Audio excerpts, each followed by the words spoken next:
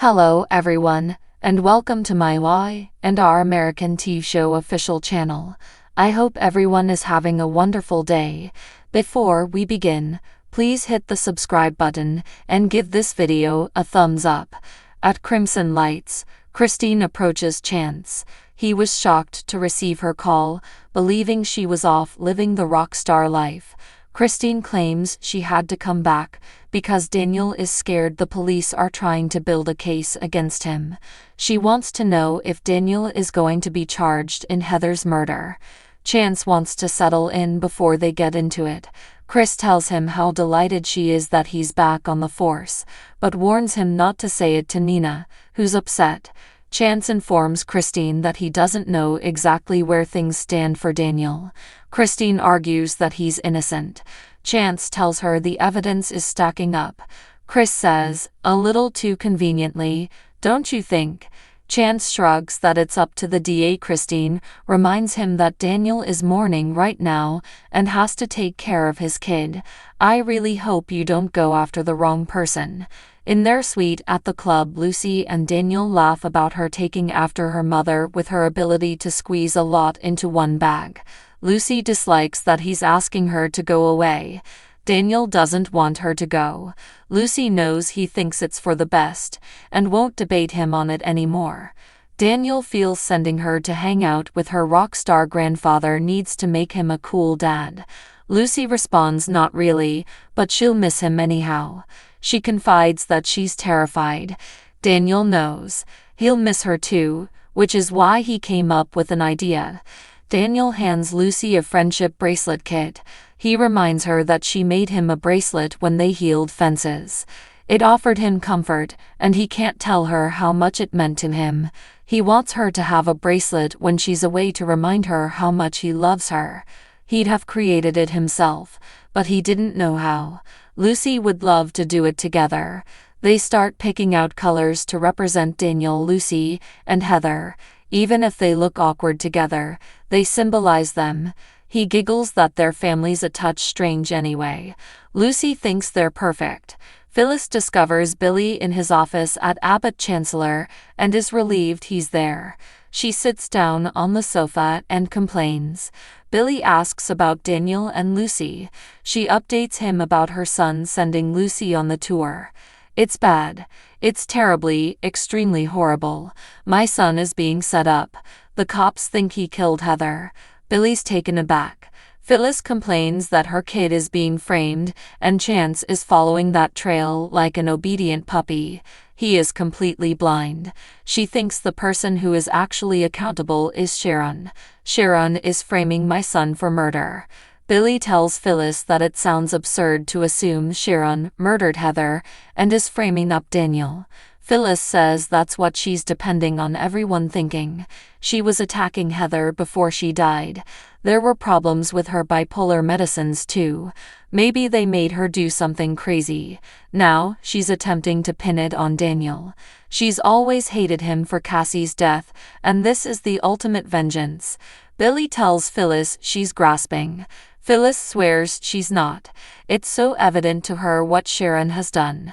Billy says she should go home and not worry about work. It seems like you're spinning out. Phyllis insists it's true.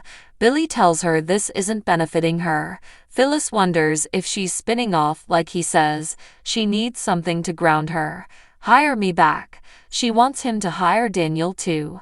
Billy isn't about to deal with her when she's like this, and he won't hire someone who could be up on murder charges. Phyllis wants to work behind the scenes. She already has thoughts about how to strike back at Newman Media. Billy wonders if any of these thoughts had to do with crazy claims that could come back to harm her. Phyllis wants him to meet her halfway. Billy doesn't know how else to phrase this, but he cannot be distracted from his lunch. He doesn't have time for crazy claims, and he can't hire her son. Phyllis is apologetic. She assumed he was her friend.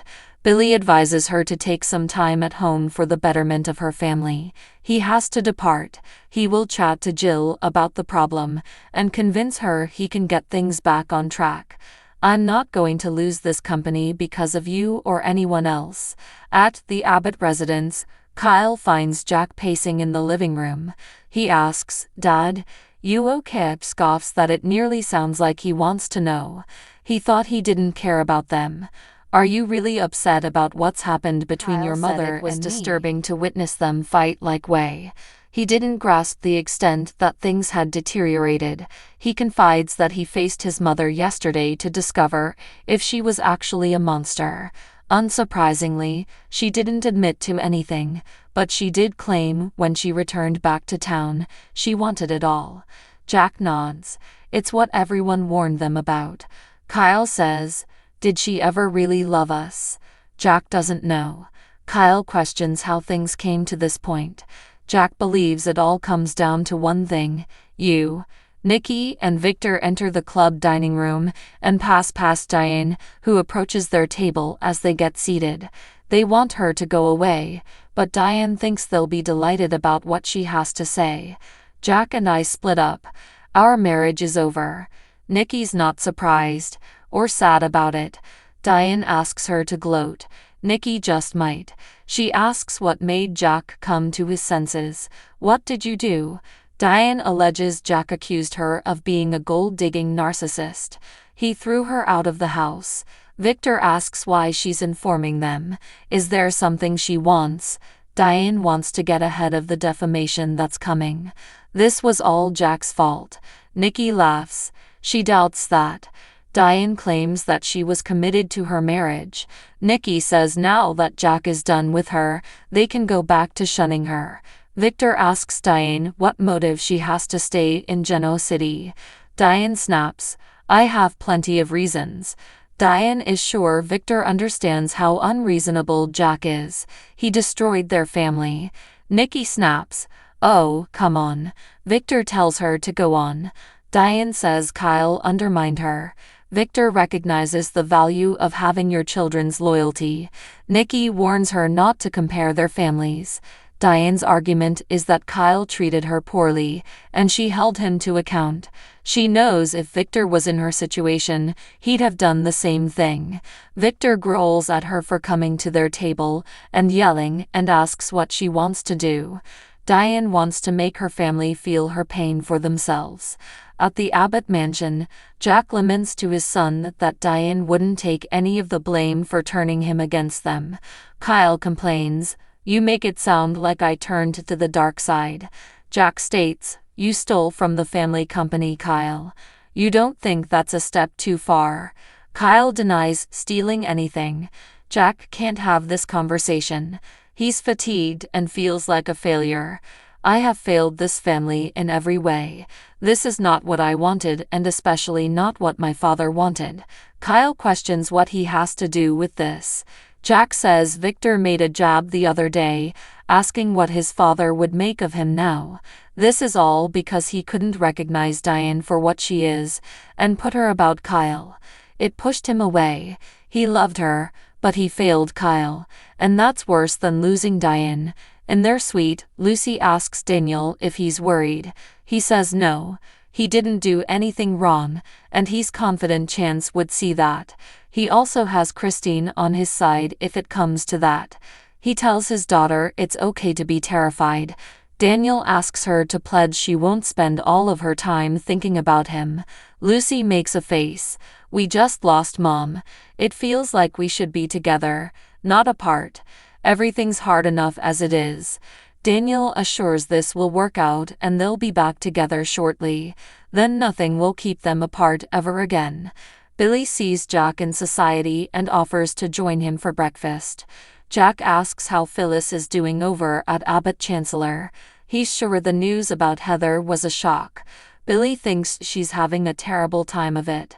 Jack's sure she's pleased to have her work to focus on. Billy reveals he had to unhire her at his mother's persuasion. Jack can see Jill's point. This may be the first decent decision he's made.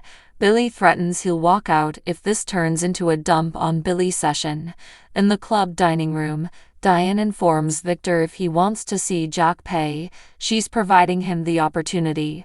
Kyle needs to confront the shame of a major failure, one that will strip him of his ego and push him to grow up. Nikki can't believe she'd do this to her family. Diane informs her that given the way they treated her, they deserve it. She warns Victor that to see Kyle fail would be a knife through Jack's heart. Victor asks what storyline Diane has in mind. She hasn't made any solid decisions, but when she does, she may use his help. He can find her just upstairs if he wants to get in touch. As Diane goes off, Nikki fumes about her painting herself as the victim. She asks why Victor even heard her out. What was that about? In their suite, Daniel and Lucy are almost done the bracelet. Lucy wants to build another one for her mom. Daniel thinks she would adore that. Lucy reflects that even if she wasn't her birth mom, she felt connected to her. Daniel doesn't in their think souls. that Sounds weird. Lucy frets that they haven't had a funeral for her. Daniel vows when this is finished, they'll have a celebration of life. Lucy's terrified to see her in a casket or buried. Daniel tells Lucy that Heather would want her to remember her the way she was. She was so proud to be her mom. Lucy was honored to be her daughter. In the park, Diane walks onto Phyllis, who is leaving Diane a message urging Daniel not to let Lucy leave before she can get there and say goodbye. Diane says she wants to convey her condolences. Phyllis isn't buying it. They loathe each other. Diane thinks some things should transcend that. Phyllis recognizes her even if she has Kyle and Jack snowed. Diane says she's more than her past, just as Phyllis professes to be. Phyllis has to go support her family, which is in distress and can't get sidetracked by this. She rushes off. In the club, Nikki puts Victor to task for encouraging Diane. He made it look like he was considering collaborating with her against Jack. Victor claims he merely wanted to test how far she would go. Nikki doesn't want to know the answer to that. In society, Jack apologizes to Billy for his statement. He's off today. Jack reveals that the other day, he and Diane had a very intense, public battle, and he fears his marriage is finished. Billy's never been a great admirer of hers, but he thought they were in a decent place. Jack claims she hasn't evolved at all.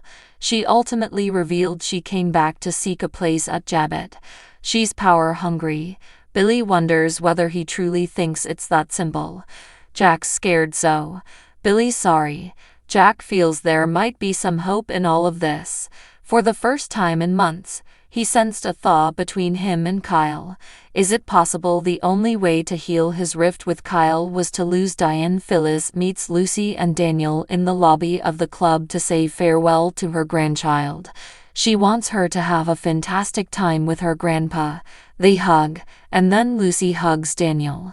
She wants him to keep her updated on everything. He promises and asks for a picture of her on stage with Danny dancing. Phyllis quips, "Rock on." Lucy heads out the door. Phyllis asks Daniel if she can buy him breakfast. He just wants to go upstairs and have room service. She accepts to go with him. Chance appears and Daniel hopes he's received good news. Chance says he just heard from the district attorney. "Daniel, you are under arrest for the murder of Heather Stevens." So what do you guys think about this update? Let me know in the comment below. And if you like my videos, please press like and subscribe for more. I will see you guys next time.